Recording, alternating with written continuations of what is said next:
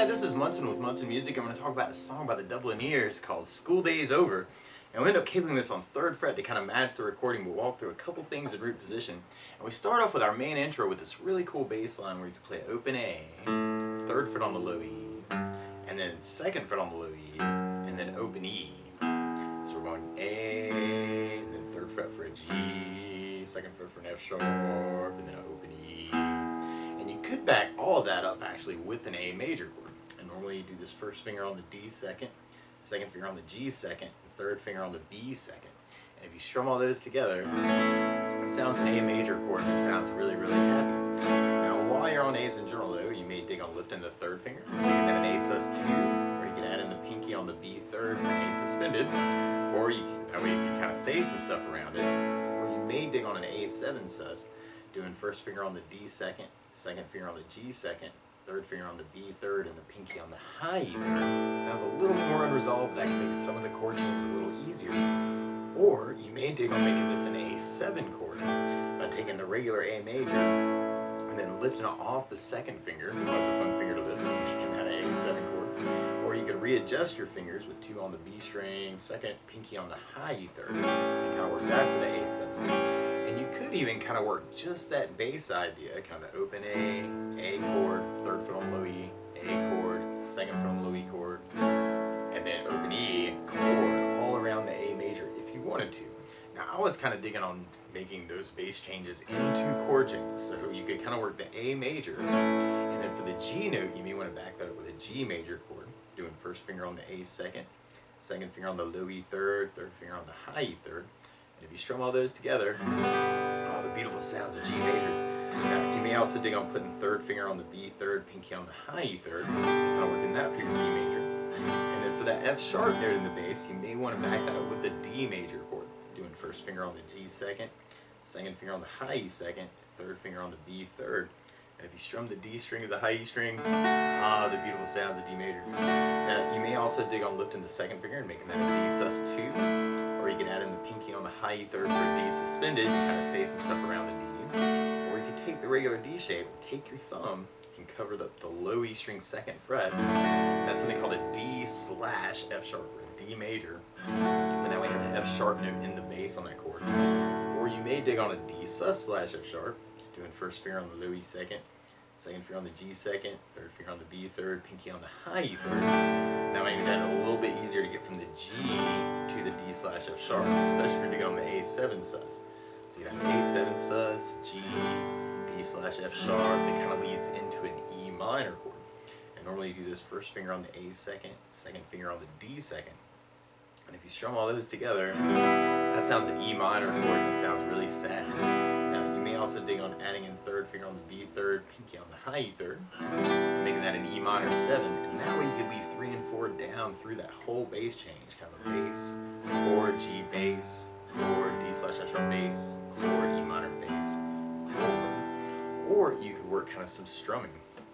And what you may want to do is kind of a 4 down count on each of those chords. Kind of A2, 3, 4, G2, 3, 4, D slash F sharp, E minor. And I'm adding a little bit of right hand meaning to that. If you kind of dig on that, that can make that a little bit sneaky.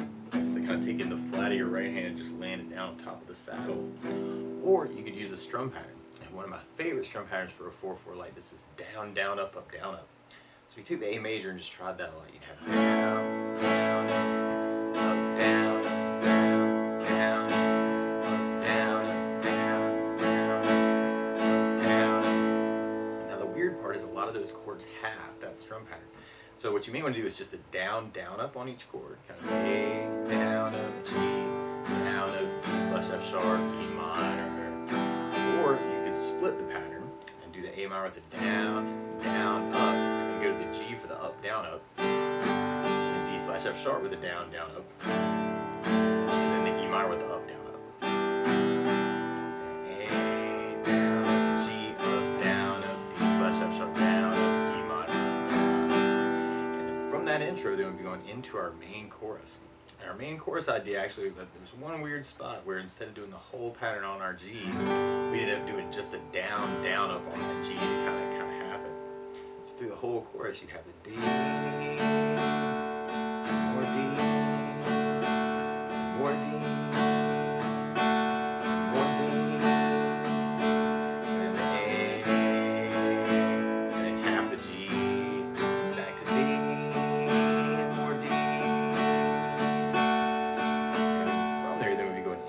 verse part. And our verse is kind of weird actually. We got a couple spots where we kind of half our G to our D/F sharp. So through the verse, you have the D with a down, down, up, down, up, G, down, up, D/F sharp, G, D/F sharp, E minor, D, and G. And it's kind of like our intro. A, down, up, G, down, up, D/F sharp, E minor, A, G, D/F sharp, E minor. And we'll basically be repeating those ideas through the song. Now the weird part is to play along with the Dubliners. Instead of starting on an A major chord, they're starting on a C major chord. So what you want to do is take a capo, and if you put the capo on 3rd fret, then now your A is really a C major, and your G is really a B flat major, and your D is really an F major, and your E minor is really a G minor chord.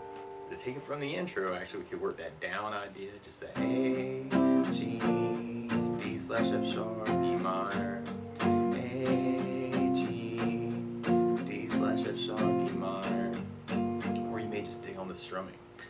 A, G, D/F sharp, E minor, A, G, D/F sharp, E minor, and then from there, then we'd be going into our chorus idea. So we have our D.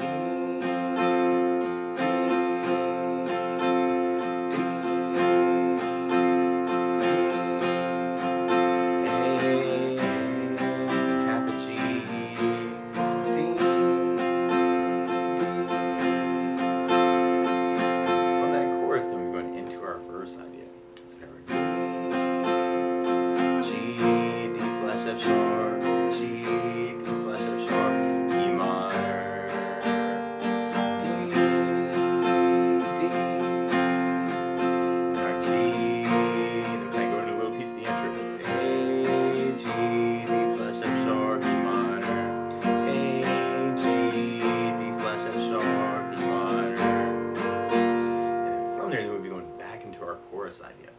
Now one other thing I think about adding to the song though is bass notes. And a lot of times on that first down, the down, down, up, down, up, you throw a bass note in for the chord. So on the D you'd have the D for the bass, on the G you'd have low E for the bass, on the D/F sharp you'd have low E for the bass, on the E minor you'd have low E for the bass. So if we tried adding bass notes to that chorus, then we'd have the D with the D bass,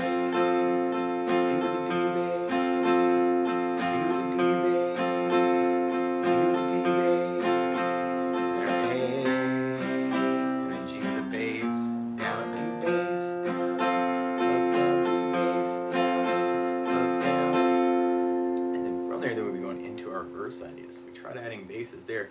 There are a lot of places where you may just want to work just that bass down up on those chords. It's actually kind of a G, D/F sharp idea. So you have D, G, D/F sharp, G, D/F sharp, E minor bass, down, up, down, up, D, G, then our intro. So we got the A, G with low E bass, D/F sharp, F sharp, E minor, and then from there, then we'll be going into our next chorus. Now, one other way to work bass notes through the song actually is something I call country feel, and a lot of times what a country bass player does actually, and a lot of folk traditional stuff, is they'll play what's called the root of the chord, and then so randomly on the D chord, the D note on the D string open is your D root note of the chord. So you may want to play that note and do it down up. And then we alternate that with something called the fifth. And if you count it up 5 notes, D, E, F, G, A. So then you go to the A string, kind of open, and then do another down up.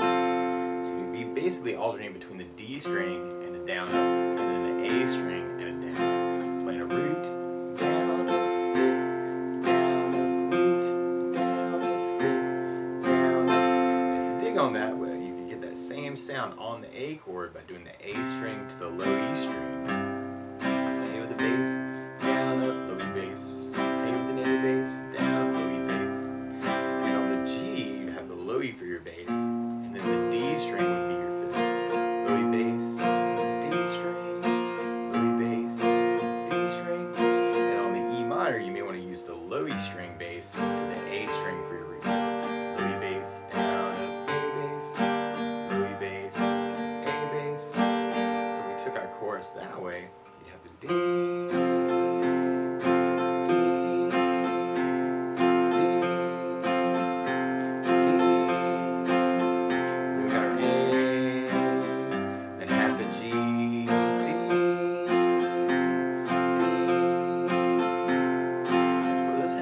Like on the G, you've really only got enough time to do a root down up on that G, before you get back into the whole pattern. And then from there, then we'll be going into our verse. We try to verse up with that idea. We have D, G, D slash F sharp, G, D slash F sharp, E minor.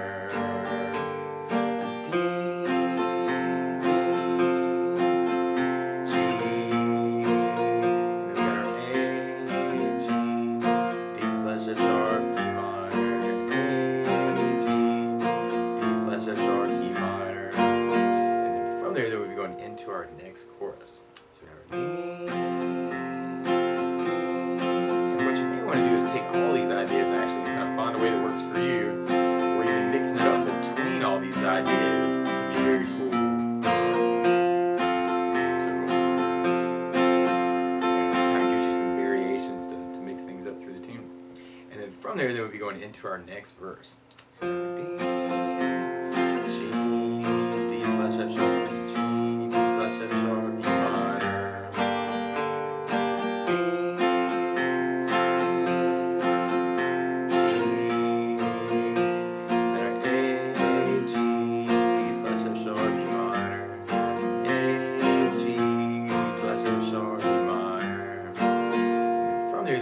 Solo that's kind of like our chorus. So from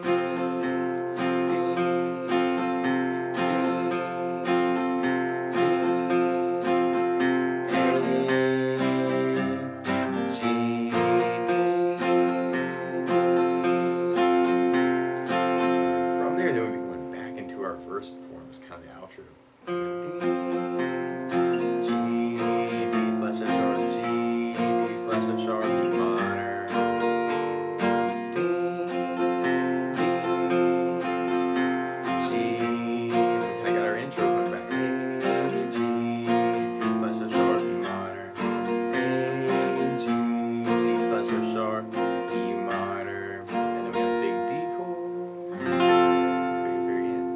That's the basics of how you can strum through School Days Over by the Dubliners. So good luck!